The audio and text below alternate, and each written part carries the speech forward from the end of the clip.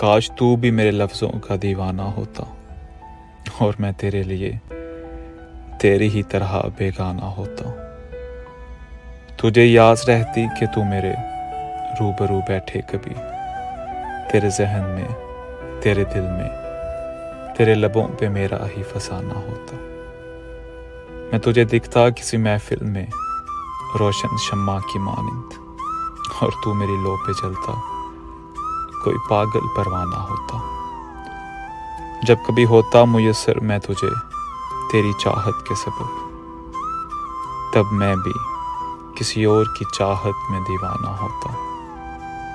तू फिरता दर बदर मेरी मोहब्बत में किसी फकीर की तरह, मगर वो मेरी मौत के सदियों बाद का जमाना होता।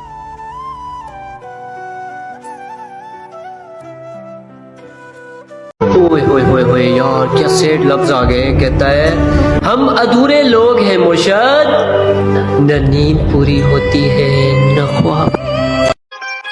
दिन दे विच एक बार जरूर उस इंसान नाल गल कर लिया करो जेड़ा तुहाडे नाल गल करन लई सारा दिन वेट करदा।